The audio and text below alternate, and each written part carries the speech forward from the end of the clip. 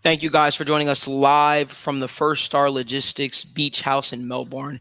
I'm here with Joe Goodberry, got Evan McPhillips, and Glenn Goodberry as we're going to be reacting live to a pivotal NFC matchup. Eagles taking on the San Francisco 49ers. Appreciate you guys for tuning in with us. If you guys could do us a huge favor, give this video a like, subscribe to the YouTube channel. Whoa, that was nice. Nice grab by AJ. Oh, yeah. Yep. He's running. Yep. Oh, yeah. So we just had a big play, if you're not watching. Yeah. A.J. Brown on a slant, third down, and it looks like he went about 40-something yards. Oh, yeah. No, he was a moving truck there. Nobody wanted to get in front of that. It's the cleats. You see those pink cleats? They are bright. They are. Might cost my cleats this week. Yeah, I love it. I don't know if it's too early to say vintage A.J. Brown, right? he hasn't. I mean, he's been in the league for quite some time. No, but if you're going to show a play, like his power and stride is just impressive. That brought me back to his days when he was with the Tennessee Titans. Gainwell. Go over the middle, catch a slant, take it upfield. Yeah, it's a big game here, obviously. These are maybe the two best teams in the NFC with the Cowboys as well.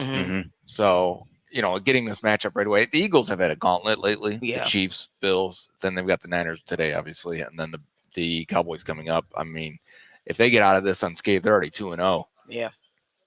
I mean, the way the Eagles have been playing this season so far, they look like the team to beat in the NFC. But this is a true matchup, right? This is a matchup that's really going to test how far along they actually are, right? So, and it should be tough. But I like what I've seen from the Eagles, especially with their new coordinators. I know that was a big concern for them this year.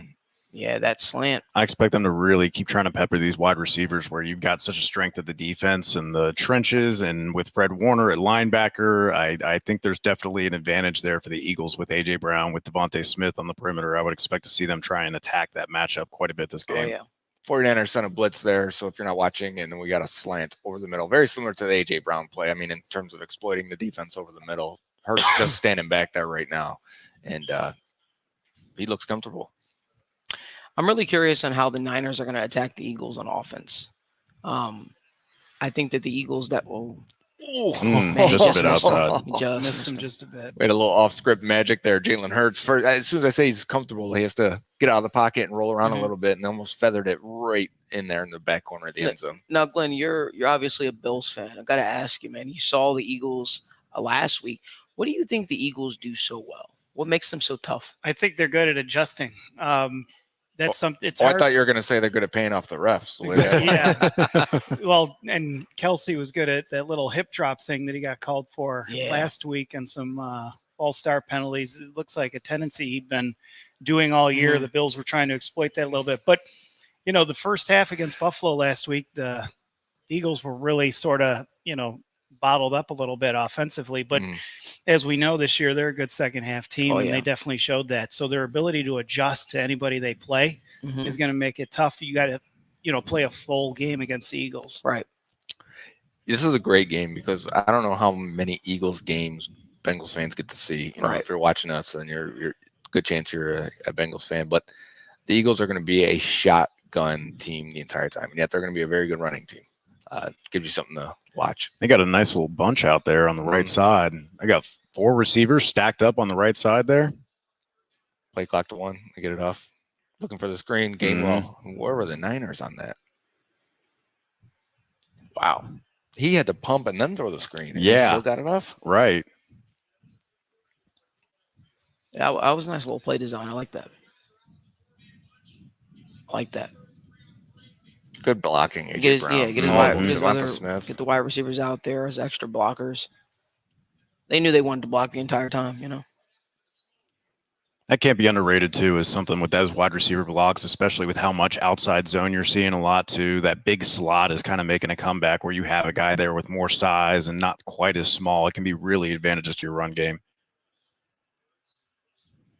He left that pocket a little early. It was really quick.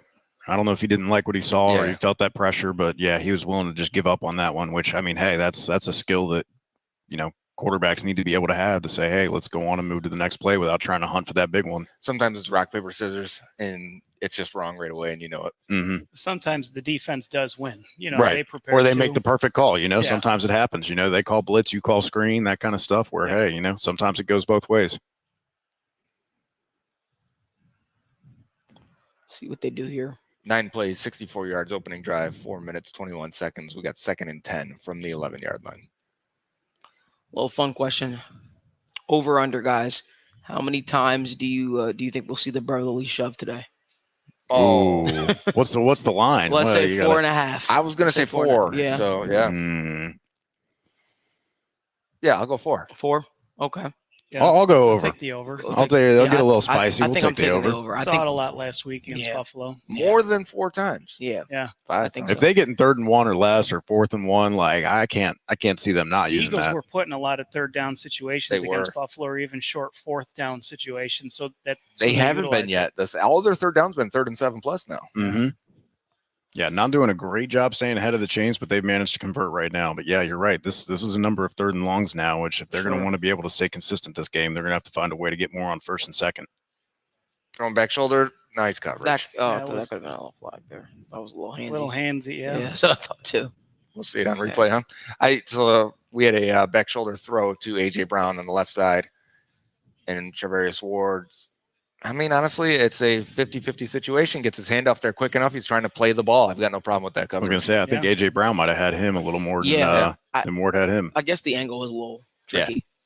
Now that ref had a good position, and our boy Jake Elliott's going to go for Jake Elliott.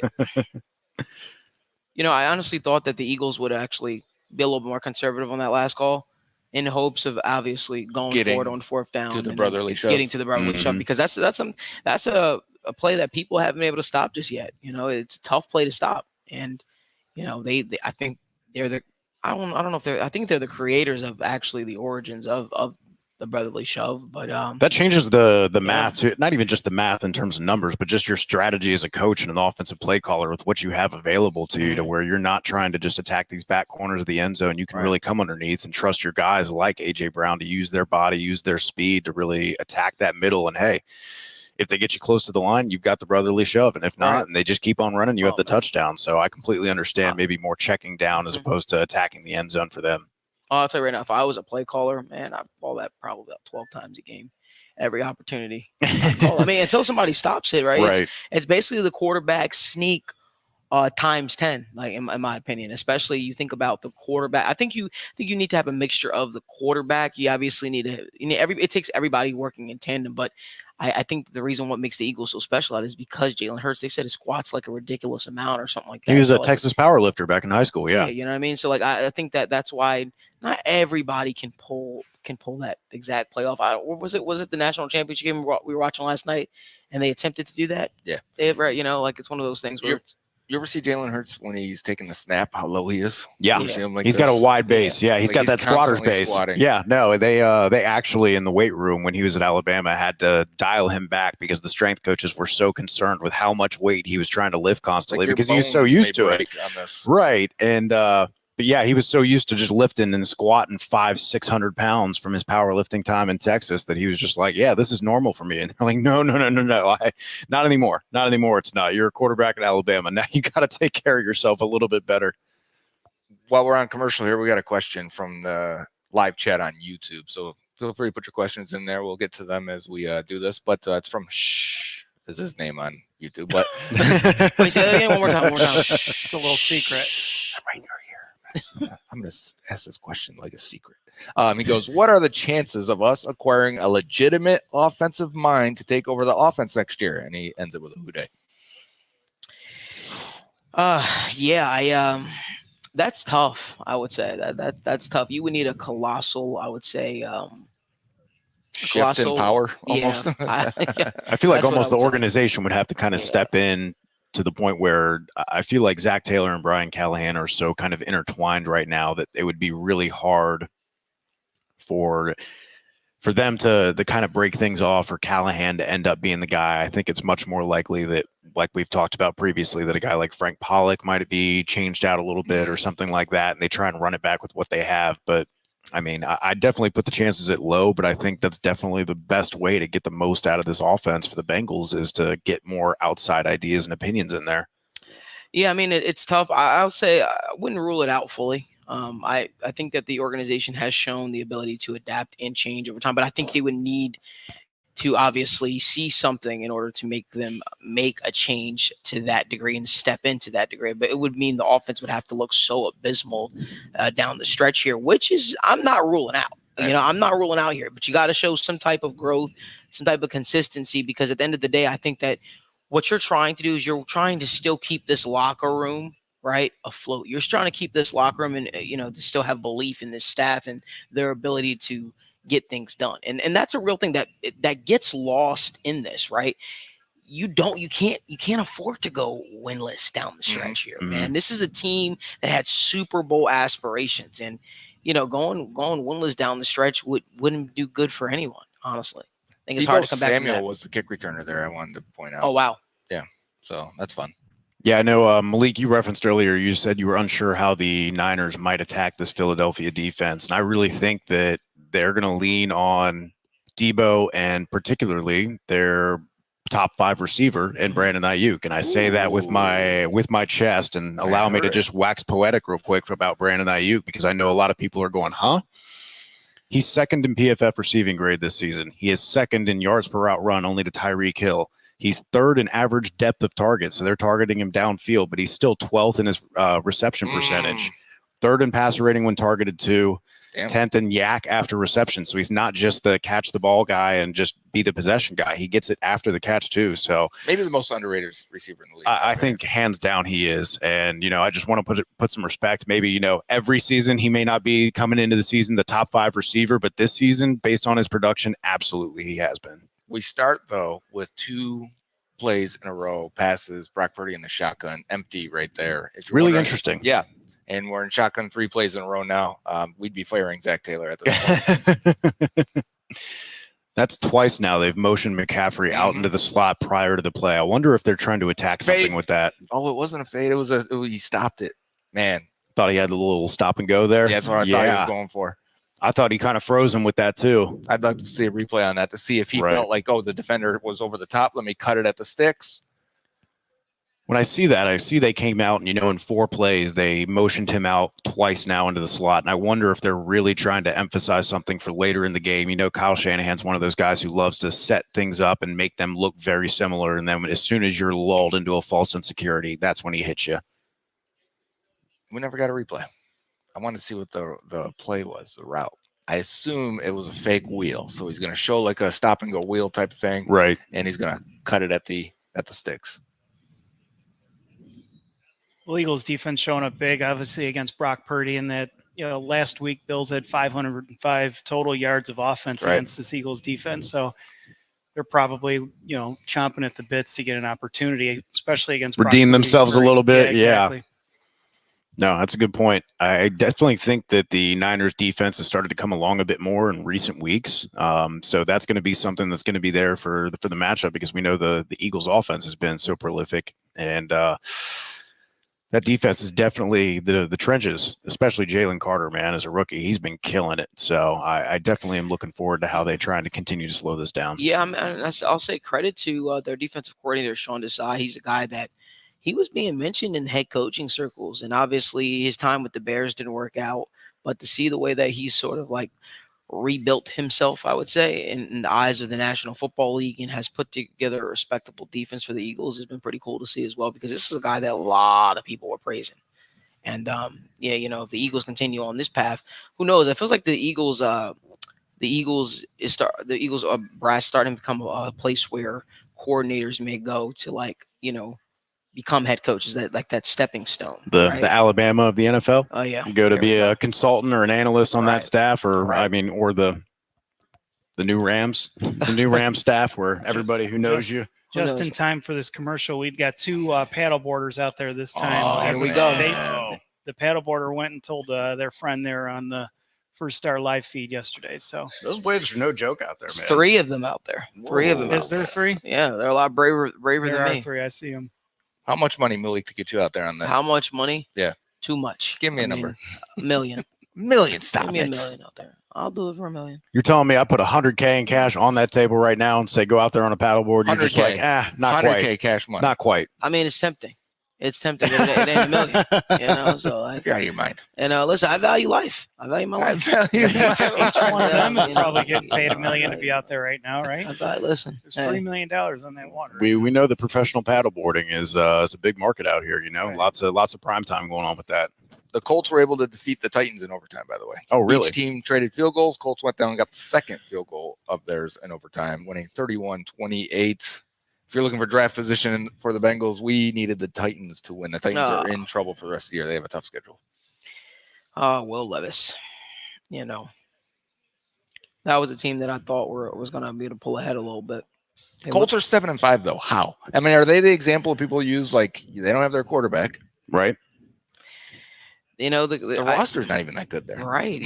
But you think about it, like Shane again. It's good coaching, man. Shane Steichen or Shane Steichen. I think it's Steichen. Steichen. But, props to him. We got a drop snap, and it doesn't matter. He sits so low. That didn't mean anything to him, I guess. Throw it away. He was already squatting anyways. Yeah. But props to Shane and the job he's done. Talking about Philadelphia, he's a coordinator, came from Philadelphia. So like. He's a guy that I think a lot of people thought he was going to have more, at least from people I talked to, thought he would have more success out of the gate than Gannon over in Arizona. Obviously, Shane had. Shout out to the Cardinals for, it looks like they were beating the Steelers last time we checked. I was going to say, is that game resumed yet, or are we still on the hour and a half weather delay that's going on out there? Okay, it looks like it's resumed. They're playing now. 17-3 with a minute left in the third. You got the same thing?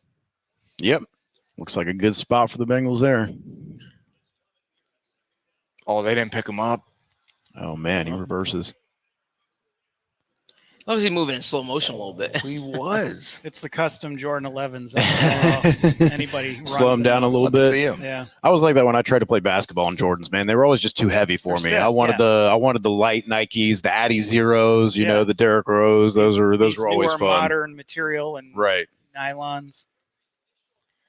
But I mean, props to the Eagles, man. We don't talk enough about the job they do. You talk about teams that continuously look to build on the offensive line. Mm-hmm. Man, keep a strength. Yeah, man. Yeah. D-line too. Like we got a good D-line. Yeah, let's go ahead and add Jalen Carter to it. Why stop there? Shove. I think that's the foundation of it. That Philly offensive line. Trenches. What was the name? What was the name of the guard for the Eagles last year? That Isaac Suamula. He wanted to play in Cincinnati so bad, and Cincinnati showed no interest in him, man. He's a guy that was really, really pumped up. He told them he tried to get in contact. He wanted to play with Joe Burrow, man. Did he end up getting like $10 million a year? Is that right? He got signed by the Pittsburgh Steelers. I think he probably priced out a little bit more than what the Bengals generally like to pay for their guards. But again, we've talked about needing to break tendencies if you want to try and make pushes at the end of the day, you've got to let the guard position in the NFL is so powerful. It's so important. You need to be able to block these big guys in the interior. Like I'm telling you, these defensive tackles, these three techs are just. Especially when you're gonna have to deal with Matabuke, who seems like he's busting out now. And listen, he's starting to put it all together. Look at this. Look at crazy. I was gonna say, did he sign before Orlando Brown? So if they would have been out of the Brown running. You know what I mean? Yes, I believe because Brown was pretty late in the process. Yeah, and Suamula was pretty quick. No, Suamula sat out there for a while. Really? I thought the Steelers were pretty aggressive. He sat out there for a while. Niners and man. He sat out there for a while. Yeah, they are. A.J. Brown on the slant again. Same play again. And it looks exactly the same. He I think he got signed after Orlando Brown, too. Okay. And I think he was still hoping to sign with the team that was a little bit better. Man, that's a small thing right there where they have two wide receivers just crossing near the line of scrimmage, enough just to alter the path of the defensive back to where he gets that extra half step for A.J. Brown to be open on that slant, man. It's really just the small minutia of the design there that, it's not really a pick, but just, small details that make the biggest thing. Reset. Got it. First down. Yeah, that was nice, man. Call that man their old faithful, Devontae Smith. Because he stepped back into that. You're right. There'll be 2nd and 1. We get the brotherly shove, or are they just going to run a play? Brotherly shove. Action. This is brotherly shove time. Let's go. This is burn a play, get a play action time. For sure. That's where mine's at. Yeah, this is me. I'm taking a shot. Yeah. Oh, man. I'm ready to celebrate so hard if they hit this brotherly. Take your wide receivers out, go 2 tight end heavy, and then just go play action like a little wide cross or something. No, it's 1st and 10. They changed it. Okay, they gave it to him. They're going to flip it, and it's going to be a 3rd and 6 or 2nd. Oh, they gave him the 1st. Guys, we need this to hit for us, right? We need them to go over 4.5 on the brotherly shove, and we haven't seen one yet. I'm starting to get a little concerned now. We end up with this first quarter without one. Yeah, man. The under is going to hit. This can't happen. No, Joe, no. Over 4.5. That's what we need. Don't put that evil on me, Don't Ricky put Bobby. that evil on me. Come on.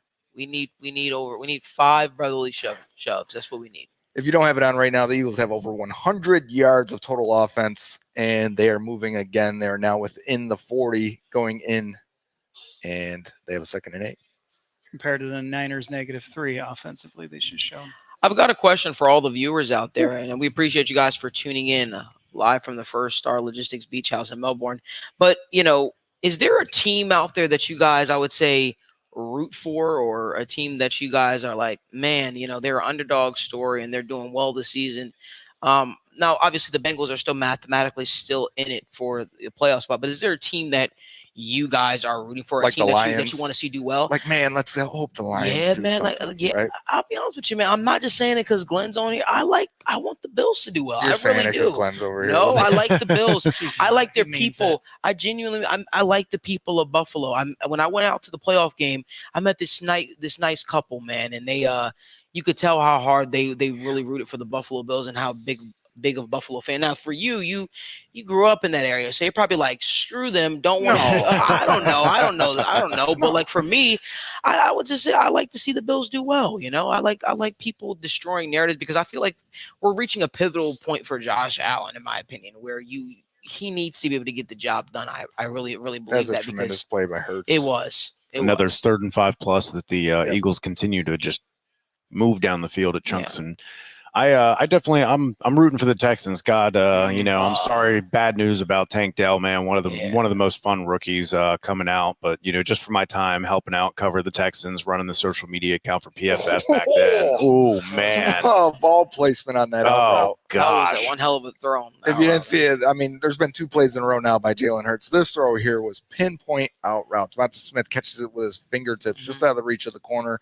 Was able to turn upfield and get a first down. And that's the kind of stuff he was not doing at Alabama. Yeah, no. He was not doing that at Alabama and even Oklahoma. Yeah, no. I can't say enough about where he's come as a developmental quarterback from where he was, because he was very much an athlete who plays quarterback as opposed to a quarterback who is athletic, right? And he now has really kind of refined that minutia of his game to, become the exceptional player that he is now.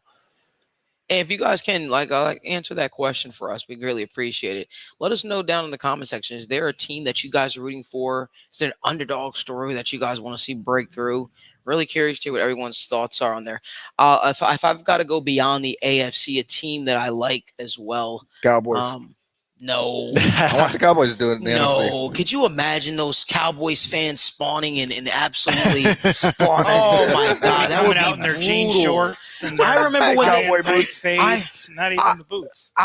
Listen, so being in Air Force One lows. Oh my God, being in their Lakers jerseys. Yeah, they'd be taking the Lakers off to put their Cowboy jerseys on. Being from Jersey, there are surprisingly a lot of Cowboys fans, and I can't tell you how many we got times them I all heard. Over too. How about them Cowboys? I don't need to. They're everywhere, man. It's the Steelers and the Cowboys from their time in the '80s, and then they're being real good to where they were nationally televised when games weren't always on and getting blacked out. And and I feel like we're just starting to break that stigma of America's team. You know what I mean? Yeah. It's funny. A poll was done a couple years ago. But the players, though. Let's all right. No. So maybe you don't like the fan base. Maybe you don't like the America's team. I think Dak Prescott gets a bad shake. Dak. That's I love watching CeeDee Lamb. Sure. I want you to be great. I don't Brandon Cooks is one of those great guys who just performs everywhere. We are all Jake Ferguson. Jake Ferguson. I hope you do. Dunk on people the rest of the year. If the Cowboys win, county jails nationwide will be going crazy. I'll be happy for them. The county jails, right? Because a lot of inmates are Cowboys fans. Really? I would be happy for them. I've never heard that. Is that real? It's a statistical. Yeah, really? It's something I saw in the school paper growing up. So we got some inmates that are Cowboys fans. All of them, pretty much. Man, you understand they don't. They do not I'm- like Cowboys fans in Yeah. Western New York. Also, 2 Super Bowls. Really? The same as how we feel about the 49ers. Yeah. Man. But yeah, Glenn, what is your team? What's a team for you that you'd like to see? I guess I haven't really thought about this. Today when we were watching the Texans, watching Stroud, Right. he kind of reminds me of Josh Allen a couple years ago. You know, he's like maybe 3-4 years pre Josh Allen for me, watching him make these plays. You're not, at this point in the season, you're expecting it, but like this evolution of the year for him, week 13 goes, it just kind of reminds me of that a little bit. Like they're this young team that nobody really thought was going to do anything. They look like they're having a blast. They look like Remember they used to say that about the Bills? The Bills look like they're having so much fun out there. And people were rooting for them. And then, a couple years later, they're everybody's darlings on ESPN. And then the Bills start getting hate. Eventually, the Texans will probably hit that same trajectory. People had the same thing. I think the Texans are actually, fun fact, I think they're the only team with 2 receivers that are averaging over 3 yards per route run. Noah Brown's 2 big games, obviously doing a lot there, but Nico Collins quietly having a really, really good season too, man. Huge day. And with Evan's point too, the Texans, it's fun, man. I mean, fun. Dalton Schultz popping out every once in a while. It's good to see Devin Singletary kind of, after bouncing around a little bit and kind of having a rough shake. Things didn't work out in Buffalo, and it's definitely nice to see him land there. And obviously Will Anderson, Roll Tide, and a couple other fun players on that defense. Kareem Jackson, baby, still kicking. He's out of his mind. The dude's going to get suspended the rest of the year next hit he lays. Joe and I were talking earlier too. The 4 AFC divisions, 3 of them right now, and you got the Colts that you mentioned are 7-5, and the Texans are showing up. Jags, we'll see tomorrow. The Jags. There's just that one division that's not putting any pressure on Kansas City. Right. And can we get a little bit? Just a little bit. I mean, we were waiting for the Chargers to take that next step. We were waiting for the Broncos to take the next step. Everybody made such a big deal about the Sean Payton hire, and they're 6-6. They've improved. The Broncos are improved. Why are they a threat to the Chiefs? No, I mean, and ideally that's what you want. If you're not trying to, obviously they're trying, but if you're not competing with the teams like the Chiefs, then, and honestly, I thought this would have been the best year for a team in the AFC West to actually challenge Chiefs, because the Chiefs have not looked great this year. And Chargers keep underperforming. Yeah. Honestly, this is the saddest part about the Bengals situation this year is that the AFC is wide open. And, it stinks because you're losing a prime year when you're going to get looks like a vulnerable Chiefs. Right. The vulnerable Bills, obviously. And it's like, man, if we could have been 100% this year. But you still got to win some games. The NFC has 2 6-6 teams that are in wild card positions, and the Bills at 6-6 are right now in 10th. The NFC South, they're going to have an 8-9 team win the division. Yeah. Man, that time of possession. 6-0 though. I mean, you've got to score in the red zone. Yeah. Bend but don't break. You can give up 400 yards like the Bengals did to the Pittsburgh Steelers last week, and only 16 points, and It's one of the favorite phrases that I've kind of picked up from listening to a lot of people talk about analytics in football, is that as much as it feels good to just take the points, which obviously you can still miss field goals, right? They're 80, 85%, depending on how far you're out. There's still that 1 in 4, 1 in 5, 1 in 6 chance that you miss. But on top of that, 2 times 6 is less than 7. Yep. So if you just make it into the end zone that one time, your 2 trips and that field goal just don't mean as much. Well, I hope we get some scenarios that we can debate. Like, do we kick here? Do we punt here? Yeah, that'd be fun for sure. Man, that under's looking good for you right now, Joe. Now, do they come out here and do they go back to the gun, or do you think they go back to more of what they're looking for? I think that's part of the plan. This is an interesting choice to divert from kind of what you do and what your bread and butter is, as they motion Debo back in there. Yeah, Debo's going to get this. I get it. And then McCaffrey outside again. You don't really deal with that all over it. You don't really deal with a defensive line quite like the Eagles. I mean, this may be why though. Yeah. That's why they're going shotgun. Stay away Josh from them. ran a lot of shotgun. Josh and the Bills offense last week. Maybe the Niners saw something that they wanted to utilize that the Bills were effective with. Maybe not. 98's not going to get the credit here, but he forces Samuel to go outside, and they're just flowing to the ball. Hassan Reddick, man. Fun fact: he played football with my brother at Temple University. Oh, really? I'm very familiar with him. Brandon McManus, a lot of those guys. Yeah. One of my favorite tweets is when the Bengals lost Carl Lawson. I said, well, let's pivot to the next 2 guys were Trey Hendrickson and Hassan Reddick. Yeah. Oh, Lord. What in the world was that, Brock? Kind of stepped up in the pocket there and did a leap in 1 foot kind of toss that went 2 or 3 yards in front of him? Let's get a better look at that. He really started to break through last year. Was Hassan Reddick the John Ross draft? I don't want to think about that. Don't do that to me, Joe. I think he might have been. I think he was. I think he was. I'm happy he landed where he wanted to. Finally, I think he got drafted by the Panthers. Letting him be Cardinals. Letting him be an actual pass rusher, edge rusher. That's what he always should have been. The Cardinals did this twice with Isaiah Simmons and Hassan Reddick. It's like, this versatile guy, just let them rush the passer. Will you stop this? So we're shotgun, and we are punting again. 3rd and 14. Another couldn't stay ahead of the. Can chains. I get a fire Zach Taylor in the chat, please? You know what? Somebody said, said it. So you gotta say, be real quiet when you say it.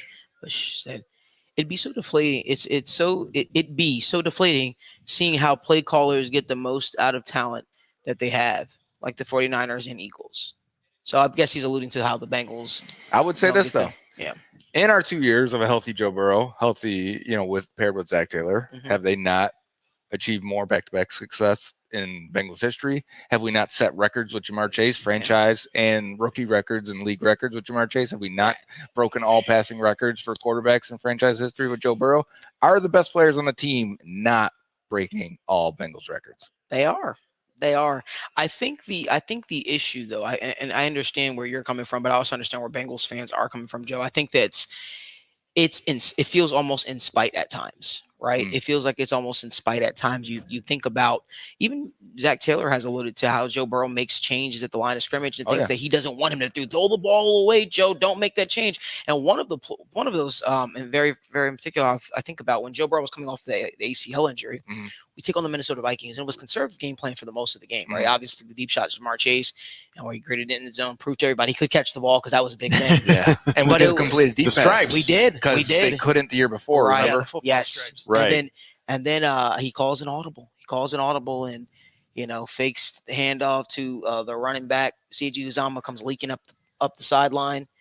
Tosses it to him, he tells Uzomah what to run at the line. Uzomah's like, we can do that? And he's like, we can do whatever. It's going to be open. But then you go from that type of performance where you have a guy like Joe Burrow, as I like to call him, Evan, you probably forget the nickname I used to call him, but the conductor.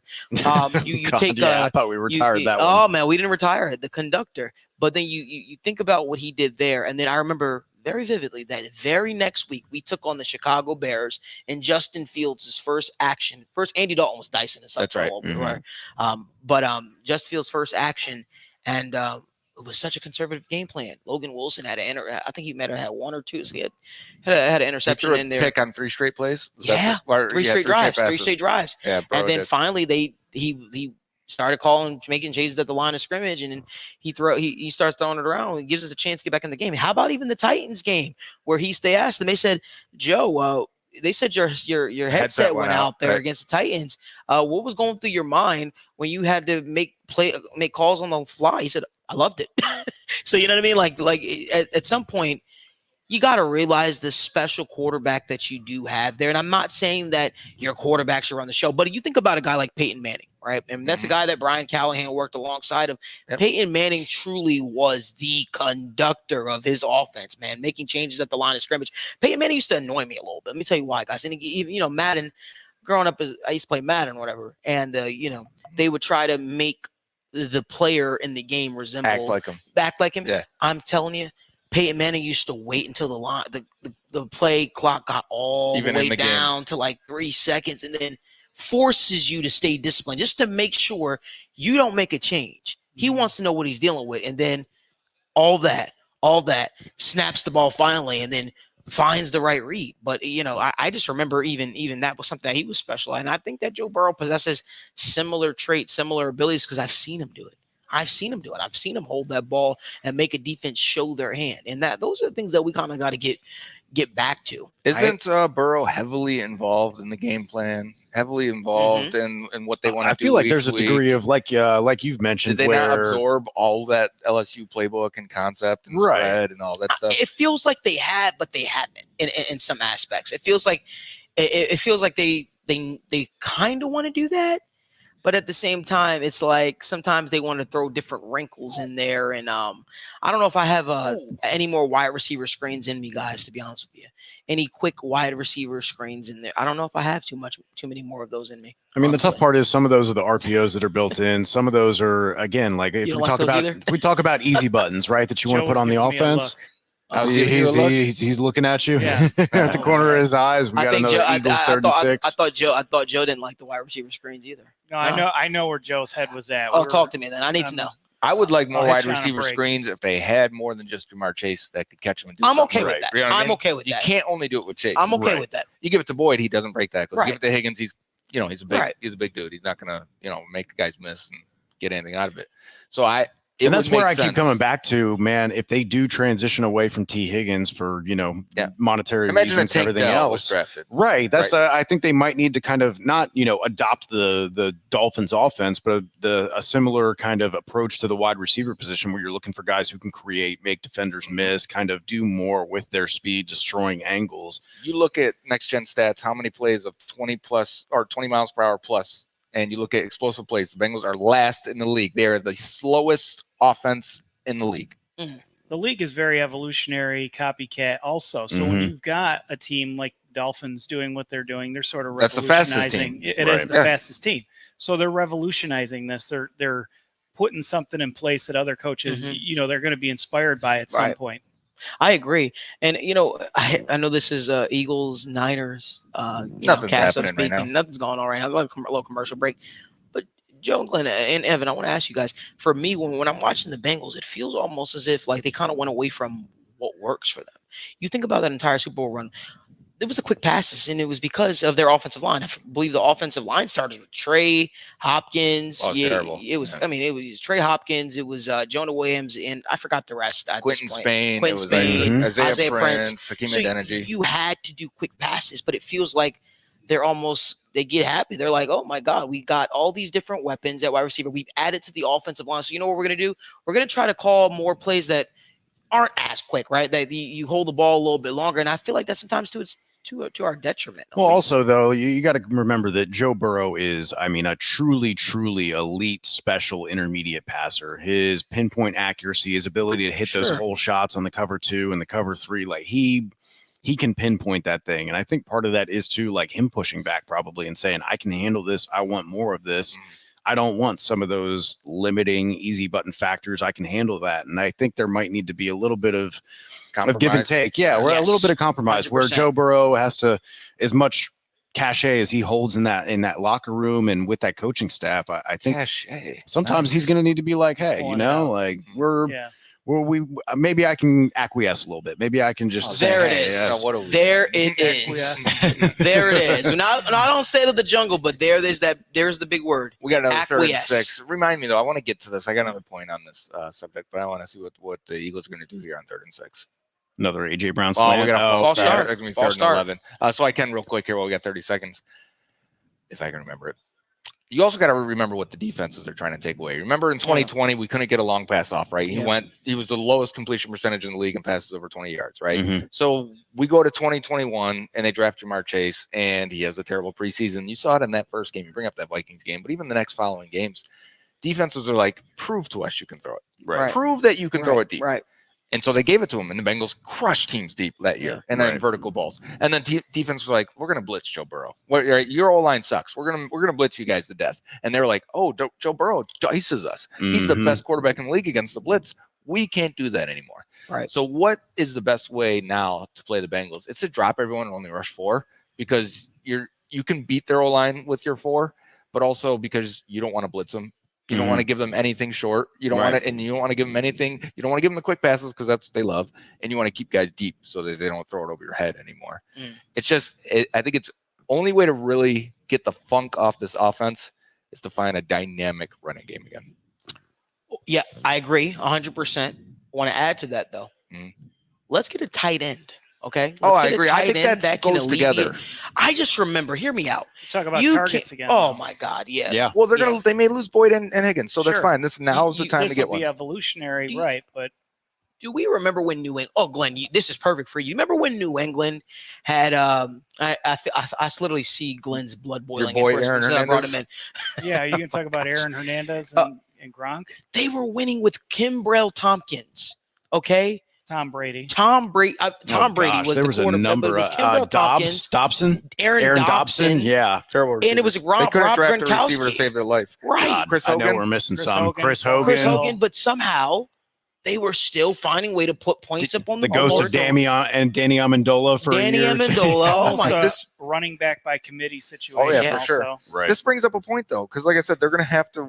You alluded to it. They're going to have to evolve and figure out what the next phase of the offense looks like. They may lose some receivers. They may need to get a tight end. They may need to find a running game. The evolution of the offense is going to take place. Yeah, and it did for Tom Brady. Remember, they were Corey Dillon, Antoine Smith running power and playing defense. Then they went. Oh, Randy Moss, we're going to throw it deep and chuck it down the field. This Tom Brady guy's all right. We can give him a little more to handle. And then it was Wes Welker option routes out of the slot. And then it was Gronk and Hernandez, and Gronk being the best of all time. But they kept evolving and kept figuring out what that offense would look like with the pieces around it. I just have never seen an offense say, we could put anybody there at tight end and we'll have success. Like, I think the tight end position, it's still a position that the league is trying to figure out.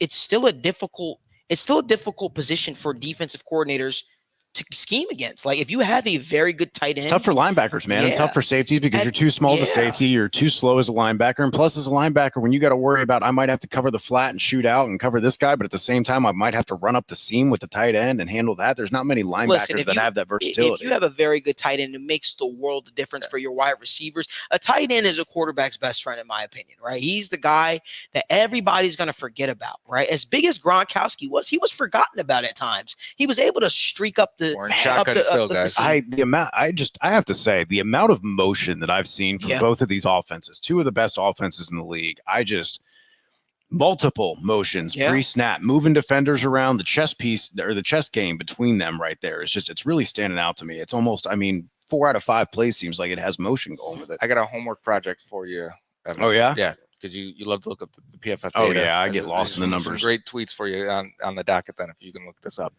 Look at how Super Bowl winners and Super Bowl participants grade at tight end, in coverage, and at safety individually. And the Bengals skimped on safety and tight end this year. It's a very high correlation. You need to get good play at safety and you need to get good play at tight end, because I think both are value positions on each side of the ball. And so if you can get good play and get it for cheaper than you can at corner and at wide receiver, it's a big boost to maximizing your resources. Right. And just thinking about it anecdotally, obviously you have the Chiefs, you have the Bills that have dedicated resources, even with Dawson Knox, who I think was a capable, perfectly fine tight end. They said, no, we're not good enough there yet. We want more. We need more as a receiver. We need more as a dynamic weapon. We'll take Nick Scott and Irv Smith. That's the settle. And that's the aggression, right? Is not being content, not saying this is good enough, saying that we can upgrade this, we can get better somewhere. Like, you definitely don't want to rest on those laurels, because we've talked about other teams. Shotgun empty, 3rd and 3. 3rd and 3. We're in shotgun empty. Purdy scrambling. There we go. Man, everything looks tough right now for the Niners, huh? Everything looks difficult there. Like, even that 3-yard gain there. Looks slow motion. Only 3 yards. They are. Let's see first down. You just got to get that first down sometimes. Get it rolling. And speaking of Nick Scott, I know that they officially made Jordan Battle a starter, but what I want to see is Nick Scott stop, replacing Jordan Battle in there for passing downs. I don't know what that was last week. Yeah, that was weird. I think they like Dax covering the tight ends, which is fine. He's got a background doing this, and I think he's good at it. Like, in terms of, he has the talent to do it. He could be better, and he probably will be. But they like to have a deep free safety, and I don't think they like Battle there for whatever reason. Maybe it's the speed, but Nick Scott's just standing in the middle of the field. And maybe Battle's not there. I'm not in the room. I can't say, but I feel like he's the type of player who, though they don't have the 4.4, the 4.3 speed, they do have the processing that helps them speed up to where they recognize things that they can release. I think from a player evaluation thing, it's hard to say, like, oh, I know he's not going to make a mistake. This guy we got in the 3rd round, we're going to throw him out there. If it's Von Bell, even though they probably athletically very similar, I know Von's going to do the right thing. I'm not going to worry about it. It's funny. You even saw Mike Hilton in their spots last week. In the last few weeks, they put Mike Hilton at the deep free safety spot more than a few times, and they're getting stuffed. I was going to say there was finally a under center, and then they did a toss play off of it. Yeah. They said, "Here's our Christian McCaffrey." Right. What would be the catchphrase for the McCaffrey short yardage? You tell me, dude. I don't know. The Great White Dive. I don't know. Great White. Oh, come on. Yeah. Steve Austin, the Stone Cold Steve Austin. Right? The longest yard. If you get the reference, I'm not going to say it. I'm not going to say it on the show. But if you get the reference, if you know that meme where every single time Christian McCaffrey runs the football, get to Steve Austin from the longest yard coming in there. 3rd and 1, he was in shotgun, then he went under center. Is he just trying to get them to jump? No, he's going with it. It's a pass. Straight drop back too, and you got him underneath. Right Good underneath. job. Yep. Debo's going to make something happen after the catch. What are the comments saying? We got any good in there? Someone's okay. Says Nick Scott is horrible. Tyson Anderson needs to take his role next year. He has talent. Tyson Anderson needs to stay healthy. Yeah, he needs to stay healthy. We've got another one that says, I agree with Joe. We need some type of respectable running game. Running the ball efficiently covers up a lot of sins, and that's from again. Is on staying active in the comments. Active. He's got. Thank you for tuning I'm not in. gonna lie. I've lost faith in this collaborative play calling unit, and it turns into making our defense gassed and looks bad. Time of possession has been horrible for us. When it's been balanced, we win. That's what he says. Should reveal himself or herself, so right. we know. There we go. We got to under center pitch for 10. Yeah, there's a little bit of an explosive run and play for them. I know they wanted that. Man, if we can get some 10 or 15-yard runs out of this Bengals offense, things will go a lot better. Man, oh man. I'd really need to see some more Chase Brown down the stretch here. Like, again, you have to know if running back is going to be a need for your team going into next season. We talked about this being an evaluation part of the season, right? And well, how much of a need? Even if you say Chase Brown, right. Like, oh, he looks like he can be a complementary piece. Like, right. At best, we're happy with then that. What skill set do we need to complement right. Now, that? who do I need to find a pair with him? I think the certain style of running back is something that needs to be discussed too as well for this Bengals offense. I don't know if look at George Kittle go. I love the design of this play too. Look at that. He's just a check down. He came all the way across. He came all the way across on the motion on the check down. The running back stepped up and got a good block on the outside coming in. Like that was just. Is there any other player on that San Francisco team that looks more San Francisco than George Kittle? No. Right. Look at that. Remember that old logo with the cowboy hat and the 49ers? Look at him. That's him. Wow. So Bogey Nuts says Joe looks good in the beach house. Oh, thanks. You have an admirer. Looking comfortable, looking relaxed. What's that name again? Bogey Nuts. Bogey Nuts. Bogey Nuts. Is that your wife's burner? It sounds like somebody's burner. Something's about to drop from Bogey Nuts here soon. Something's about to drop from Bogey Nuts. Oh, man. That came through on their other one. Right. Kyle Shanahan calls his first time out, and I'm going to take a little drink time out as well. Nice. I'm with you. I could use a little caffeine. I could do a water. Evan hooked me up. I could do a water.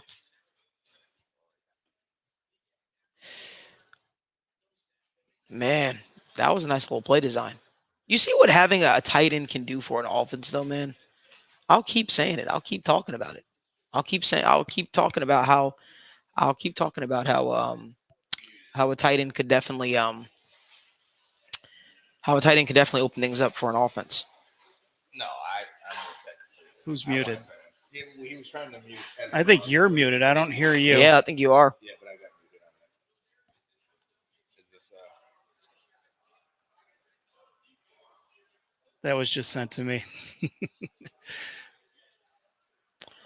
Oh, Joe, you're great, but Malik is the truth. He's the type of Joe.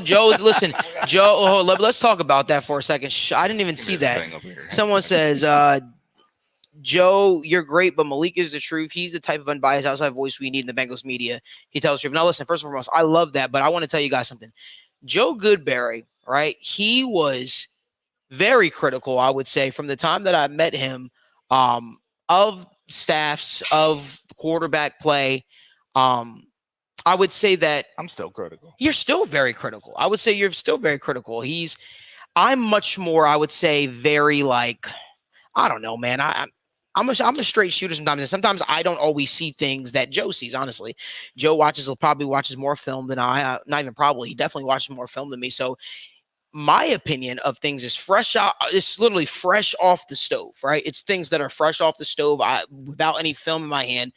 You know, when you when you listen to Joe speak about things and stuff like that, a lot of it comes, I would say, a lot after we have time to digest things. So it comes from a place of, all right, maybe there was some good things that we didn't pick up on. But I would definitely think that Joe is still extremely very critical of the team. He's one of the few that I would say that does keep it very real about this Bengals team. You know what's cool for me as an outsider coming in, being invited to come hang out with you guys, and the three of you off of everything are so deeply passionate still about all of this. Like, it's crazy the conversations behind the scenes that we're talking about is sports related, and it's like you guys all have conviction in your eyes, you speak on it, but it's just like, it's kind of fun getting this whole thing. This whole experience has just been like sports absorbing like theme. It's been fun. Yeah, man, I appreciate that, man. It's great sitting back and talking ball with you guys, man. You didn't have to do all that. I was gonna I was gonna pump myself up. I'm not trying to pump you up. I'm being honest. Taking the credit for that. He likes your stuff, man. It's cool. I appreciate it, but like the way I looked in the boogie nuts. And you got shush. We're good. I got my guy, you got your guy. We're 1-1 here now with the me and Glenn over here just going to hold each other's hand, try to make each other feel Anybody better. Like That's all right. Glenn or Evan, put it in the comments. Glenn is a kick-ass Bills fan, man. All right, he's awesome. They've done a lot of this. What's 15? No, back of the end zone. Little bit. There it is. Great call. People might not realize I do watch the Bengals just as much as I watch the Bills. Oh, I believe it. Where the Bengals, right? Your boy Ayuk. Yes, sir. There he is. We've got says Evan's girlfriend commented. Oh gosh, yeah, she's there. Thank you. There we go. She said Evan's okay sometimes. That's what she said. That's probably about accurate. That might be a little generous, honestly. Hey, I'm jealous. At least you have a girlfriend commenting, right? At least you have a girlfriend willing to watch your stuff. You know, got Evan's girlfriend, mom, or my wife. I was gonna say, Where's my comment? Right.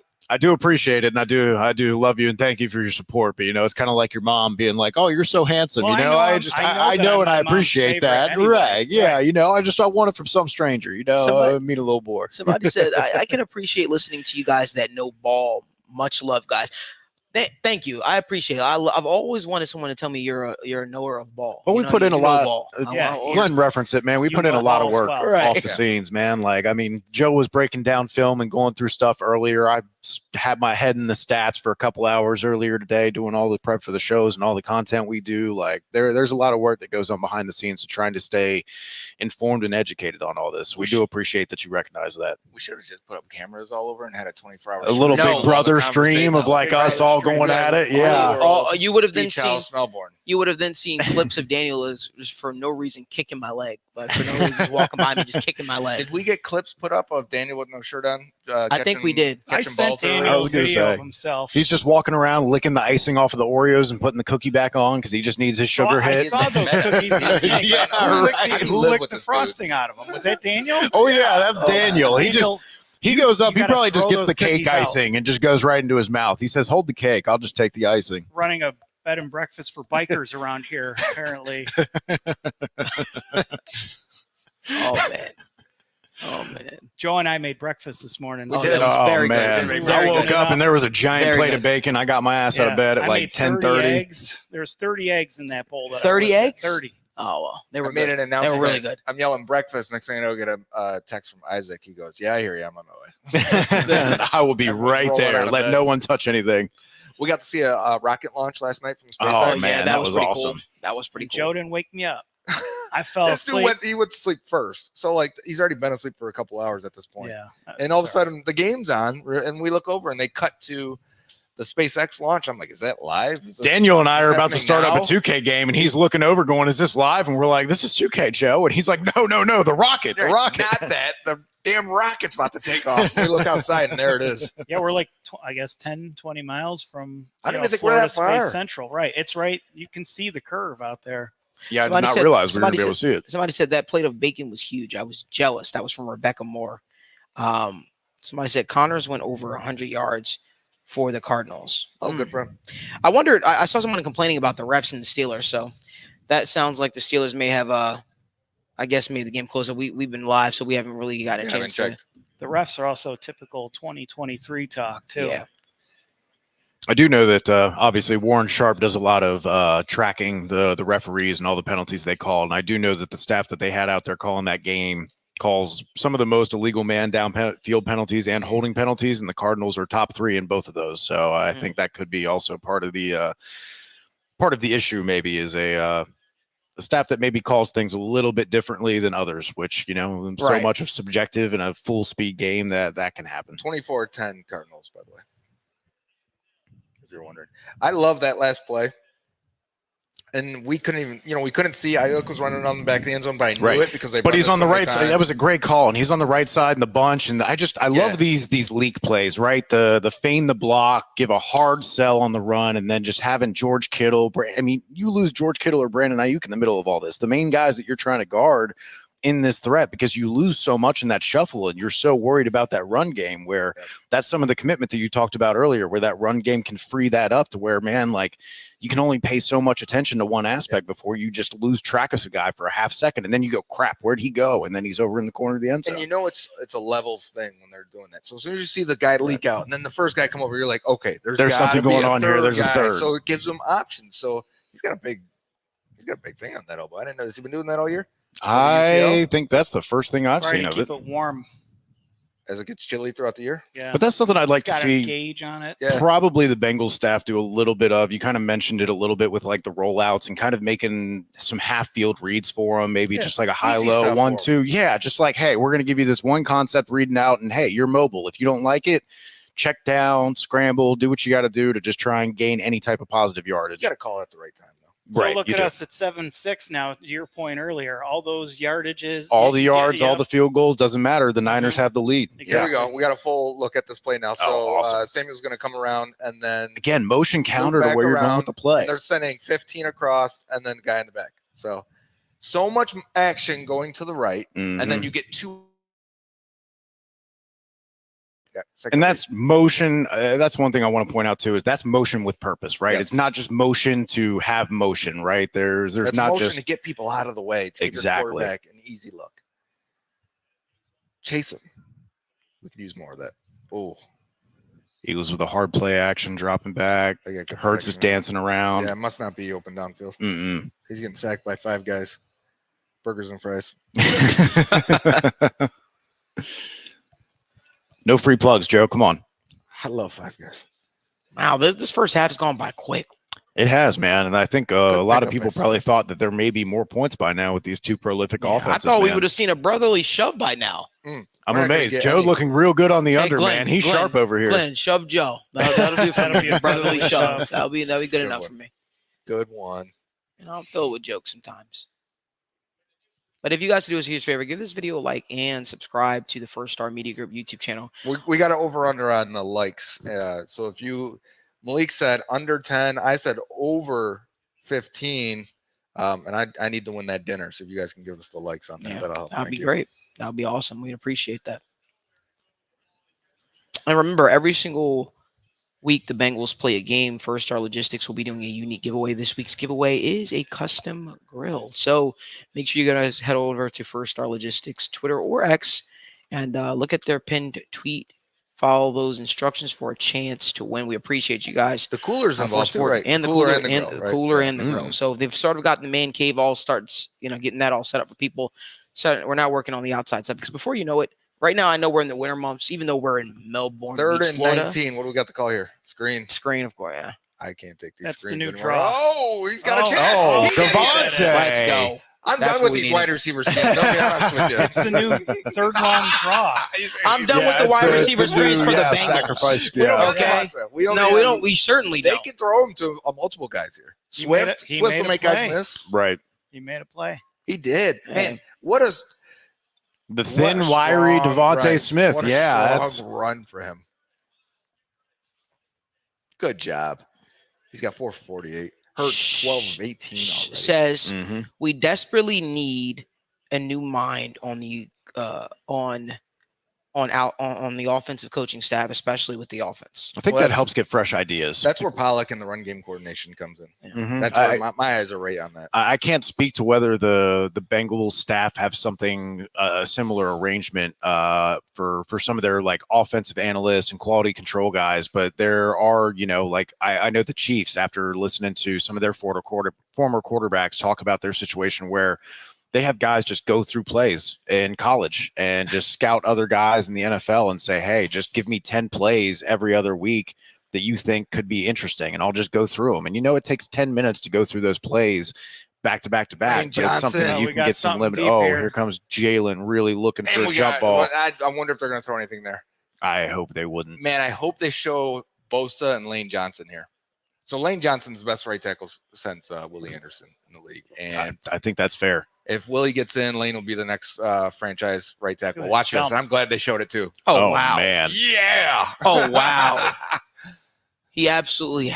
They were in on it. That's actually a great play on the ball. Yeah. I thought they would throw this, but he's looking back and then gets his hand between your hands. Mm-hmm. Now, there's two things. People always say, oh, why didn't he play the ball? Well, put your hands up for me, Evan. How can you catch the ball if my hand's right here? Right. You can't. So I actually don't have to look for that ball. If I can reach between, I can reach your eyes. Yes. I can wait for you to start being like, oh, there it is. Boom, knock it out. And that's why Jamar Chase, late hands, you guys hear us talk about that a lot. Yep. Mm-hmm. He waits forever and then sticks it out. You don't get a chance to knock it away.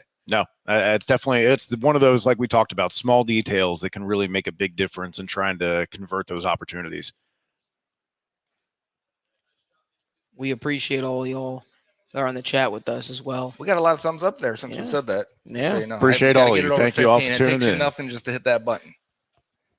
In fact, it helps spread this video to more people, the algorithm. Start spreading the news. Right, you start singing that song? No? Okay. All right. Well, hey, another stop by the Niners defense here, and the Eagles are punting back. A little bit of a momentum shift, if you believe in momentum. Oh, I believe in momentum. I think momentum is psychological, right? Yeah. But I definitely think momentum is a real thing. But it's also very fickle. It only will last for one play at a time. You think so? I do. You ever have momentum? You ever playing a sport and they're like, man, they're kicking our ass. And then someone makes a play. Mm-hmm. It's over. It only lasts. It can swing or shift that hard. Yeah. I don't know though, because you watch NBA, right? And you're watching. Change it. It can change. It carries. That. I was watching NBA recently, actually, and the Nuggets were down by 10 points, 5 minutes to go in a game, and all of a sudden, one guy gets a steal, they bang a three, the other team comes down, and they, I think I went out. Yeah, no, I lost Malik on that one there. Yeah, you did. But the Oreo monster over here is he's gonna hand the Oreo. He's really got the Oreos over there. I didn't even see that. He got the family size over there.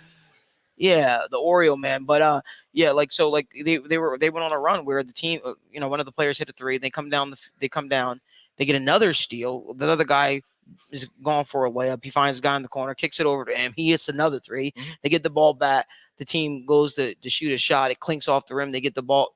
They get the rebound, the case may be.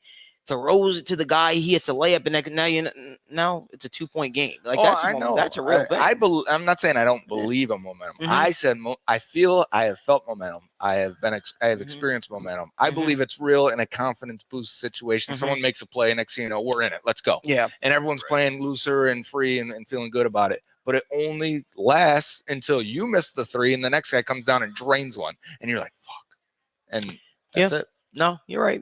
I understand what you're talking about. I definitely think momentum is a thing that carries over a little bit more in NBA than it does NFL, only because you eventually have to give them that ball. You have to give them the ball, and then you could just take the air out of the ball and start running. Now the defense does get more confidence, right? If offense scores, it's like, oh damn, now we can go out there and we can really, stuff them with the run as they're trying to run the ball out. Maybe somebody punched the ball out and it causes a fumble or something like that. But yeah, there was actually a really interesting data study done. Gosh, man, it had to be 5 or 6 years ago now. That was kind of looking at basketball shooters as a good example of hey, if you make 3 in a row, after you make 3 in a row, is the next shot have a better chance of going in than your standard make rate? And the first time they did this study, they were really struggling to find any kind of data that suggested that momentum was real. But as this is a blind spot with data, right? No one ever says that it captures everything. Everything has its own blind spots. But they revisited this study later and actually found that there was a small measurable change in what you could achieve and what you could accomplish after you made those couple of shots. So it's still up for debate exactly statistically, by data, but everybody anecdotally who's played sports has felt like they've been in the situation where, hey, you can feel it. Someone makes that one shot and you guys look at each other and they just got that killer instinct on them and you're like, there it is, let's go. Like, you ever let's felt just push the on that. situations like we need a play? Come on, we need someone to make a play. Next, someone rips the ball out and you're like, Jermaine Pratt against the Chiefs. Travis Kelce. Look at him one hand grabbing that little errant snap there. I'm going to be looking at Brock Purdy a little bit on the sidelines now that you pointed out that sleeve. Maybe it is just to keep him warm, but I'm definitely going to keep an eye on that. Oh, Mike Florio, here we go. Right, there we go. Yeah, there all right. We go. Undisclosed injuries, kill them all. Yeah, take all their draft picks. He's about a year out from the surgery, right? For the elbow? Purdy, yeah. Yeah. He did have the surgery, right? Yeah, there was that for a little there bit. was even a doubt that he would be playing this season at one point in time. Right. People weren't sure. It's pretty crazy. His turnaround time was crazy, I would say. I think just for interest's sake, I would love to see Kyle Shanahan just try and do the reclamation project of Sam Darnold. I think he could do all right with it. If there was anybody else who could find a way that I had the most faith that would be able to do something with that, I would definitely put it in Kyle Shanahan's hands. Would you guys take a Christian McCaffrey in the first round? Oh, man. Why you got to do this to me, I would Joe? take a Brock Bowers in the first round. No, really? Over McCaffrey? I'm going to tell you right now, there's a guy that I want you to start looking at. Right. Okay.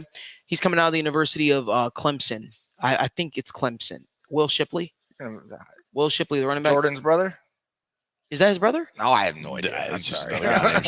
Yeah. Very. Jordan literally. The same way I go. Liam Eichenberg, Tommy Eichenberg, they must be brothers. Literally. When I say already. like very similar game, Very. If you're old, this is Jordan Shipley's son.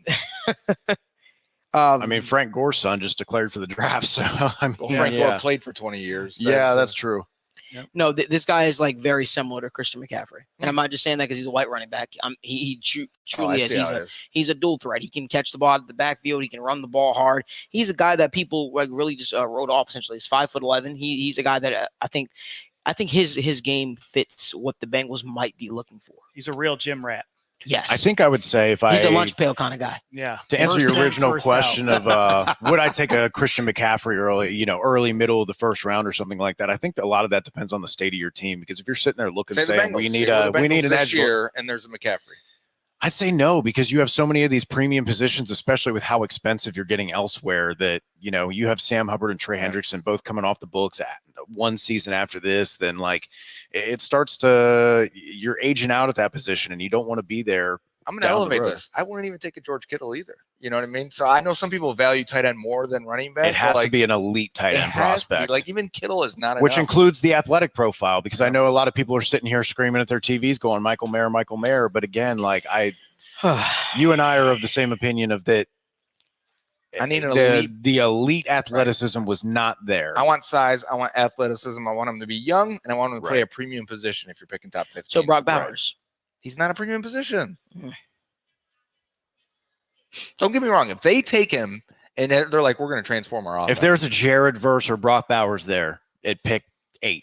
And that's where the Bengals are picking. You've literally heard me make this argument, though. I've literally said if Jared Verse is sitting there, you can't take a Brock Bowers. But again, that's the exact argument is that, hey, there's that edge position. There's the position you would pay $20+ million to versus the position you might play $10 million. But if a Jared Verse is not there and a Brock Bowers is there, to me, I'm not overcomplicated. I'm taking a Brock Bowers. Okay, but that's because of where we sit right now. 100%. There's going to be, in 2-3 months, we're going to say, oh, I love this detail. 100%. My belief is, I love here's my belief. I think you should address the tight end position long before the draft. You don't want to pigeonhole yourself. You never know what's going to be sitting there. I want two new guys. I want to draft one and needs in free agency, good players in the draft. Right. And I think the other part of that is tight ends and running backs, along with linebacker, safety. You can find these guys in the middle round at a pretty dang good hit rate, whereas tackle, corner, these wide in the first round typically. Premium positions that have where you get that athleticism and technique and size and everything, the complete package. You only get them in the first round. We don't need a solid starting right tackle. We need a good one. Right. Is Jonah Williams fit that category for you? No. That's why I'm saying I want the opportunity to draft a right tackle in the first round. Speaking of college football, guys, what do you think about the selection show today? Oh, Alabama, roll tide. Let's go. Well, let's go. I know a lot of people are You want unhappy Florida about State? that. People wanted Florida State. Yeah. Should have been Florida State. Yeah, sure. I will tell you right 13-0. now that if Jalen Milroe got hurt in that game and Buckner was starting, I would have been like, I'm good. Yeah. I don't need to see this. I don't need to. We're good. We saw how putrid that was back then. I know. So you're saying Florida State, I can't put them in because of the it quarterback is situation. really, really unfair to all of the other guys on the roster. But again, the way that that's kind of worded, the letter of the, not even the law, but the way that they said, hey, our strategy for picking these teams is going to be who do we believe to just be the best teams. Side note, really quickly, just about this game. Is there a coach that fits their city more than Nick Sirianni fits Philadelphia? Like, did you see that clip they just showed him getting into it with the 49ers, one of their coaches that before the game? Like, this guy is literally everything Philly. So I lived very closely to Philly before I moved out here. And I'm telling you, That's what all their bros look like. Nick Sirianni's from Western New York. Do you know that? I did not know that. Yeah, Jamestown, about an hour outside. Yeah, Buffalo. he seems like a guy that would fit the New York style, but Philly and New York are very similar, right? Yeah. Philly, New York, New Jersey, very similar in that regards. But it's oh, come on. Ooh, what a catch. Ayuk with good hands getting hit. You know what I'm threw. hoping? I don't know if you guys got a What chance are to you check doing? out the Bengals on the Brain 2023 player evaluations. Next year, when I open this bad boy up, obviously brought to you by First Star Logistics, I'm really hoping I see Mike Gesicki in this. Oh, really? That's what I'm hoping for. I am. I'm hoping that I open up this book and I see Mike Gesicki in this. I thought you were going to say hoping to see a tight end rated over a 70 in this. I mean, like to see a backup quarterback over so a 70 you're already telling me you're biased and you're not going to put Mike Gesicki over 70. No, Gesicki is. I know, But I'm he messing with can't block. No, he can't. No, So it does hurt his grade. 100%. But Keep you Drew know Sample how around. Yeah, dude. What's that? Yeah. Keep Drew your Sample sample around. Yeah. They probably will. I mean, he's having his best year. No, Man, he he's is. To his broke out- credit, He's not making anything. He's either, breaking. so- He's breakout year. he is fine. But again, we talked about it with Brock Bowers that the versatility of that tight end, not telegraphing what you're trying to do with having him out there. That Schadenfreude, whatever you want to call it, the mind games that you got going on there. Jake Browning, That definitely Beginning. helps out with that. quarterback in the beginning. Oh goodness, we're checking out the preseason ranking for Mr. I want Browning to see here. how accurate Mr. Goodberry was when it comes to his Jake Browning. Do we got Pulling an out, overall analysis. pulling analysis? out Okay. the printed Mhm. receipt. You know, so just so you guys know, right here, Laminated with all the right colors. here. It's pretty. Okay, it's pretty. It's beautiful. It's cute. It is very well I done. like it. Okay, so his analysis on Jake Browning for you Bengals fans I out there. do not remember what I wrote. So. Spending the last 3 years on the practice squad lifer, between the Vikings, Bengals, Jake Browning is destined to be that third quarterback again in 2023. Should have been a 4-year starter at Washington. Browning's success peaked in his sophomore season when he had all his weapons around him. A pair of shoulder injuries sapped that little arm strength he had, and he was never able to make another step forward in his development. Browning possesses unimpressive size, athleticism, and arm strength, but his mechanics, pocket presence, and timing keep him in the NFL. Damn, this is spot on. In the blocking. I mean, McCaffrey in motion, getting out there and then blocking on the outside like that, man. Sorry, Malik, go ahead. No worries. His strengths, intermediate accuracy, footwork, balance, deep ball, has good arc, catchable ball. Weakness, poor arm strength, vision collapse, went off script. Man, this is literally him to a T. This is literally what we talked about. I mean, he's an easy evaluation. Yeah, willingness to take risks. Yes, that's what we saw in the Ravens game, but we didn't see. Right, and that was And the intermediate yeah. accuracy in the Ravens game too, is where he was hitting those. Listen, window throws that requires it. Or as a I weakness. think this was pretty accurate, pretty spot on when you dissected Jake Browning's game, because this is exactly what I see And to a T. he's got a 61.3. If we go to that should be, and we've got this here, it'll tell us what that's worth, what that means. Somewhere in the page here, but it should mean bottom of the roster type guy. Yeah, so he is in the poor Right. range. And so it makes you wonder, right? Like, do you think Jake Browning will be on this team next year? God, I hope not. I don't think after this season that you can look your fans, the organization in the eye and say that we are doing the best that we can to insulate ourselves and try and make an effort to win if you run it back with him. Yeah. I mean, I think that's an evaluation that should have taken place this offseason. I think they knew. Yeah, but it's like, come on. That's why they're like, all right, let's get Simeon in here. Someone else that no one else wanted. Again, and he was cheap. And then they get to camp and they go, oof, these guys suck. Yeah, and then you bring in Reed Sinnett, Yeah. You bring in a bunch of guys you who bring were in AJ McCarron, ready to Will move on. Greer. Try. They did right. They Will picked Greer. up I Will would have Greer. rather just rode Will Greer, man. Like at least he's got a live arm. All like, these moves tell you that they were very aware that these guys were not it. right. But somehow settled. Yeah. Sorry. Well, go no, ahead. I was just going to say at some point you have to sell it. You have to sell this to your fans. Right. And, even though you have Joe Burrow, you've got these guys.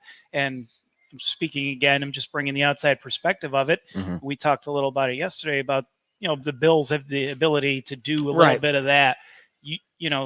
Even if it's not Browning again next year, you hopefully don't see the backup quarterback anyway. But if it's a hopefully we don't name even know who it is that fans have seen in the league, that's something that they can get behind, and move on from. You even think about it though, and that's a great point made by you. But it's not just the backup quarterback spot; it's also the backup running back spot. Exactly. It's the backup running back spot. This is, Samaje Perine was a guy that was clearly the Bengals running back too, right? But the same questions you had at the end of the season, right? Yeah. Of who's going to be that guy? You still have them because it's weird. Travion Williams had an uphill climb to get more touches in the Bengals running back room, right? And then I'm thinking about a guy like Demetric Felton, right? He's a guy the Bengals picked up.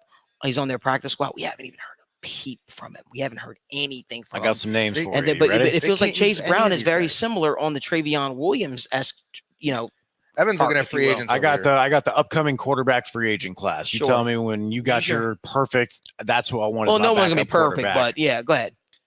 Obviously, you got Kirk Cousins, Ryan Tannehill. Kirk's going to start somewhere. Ryan Tannehill probably sitting on a couch somewhere. I don't mean to hate on Ryan Tannehill. May be a good backup option.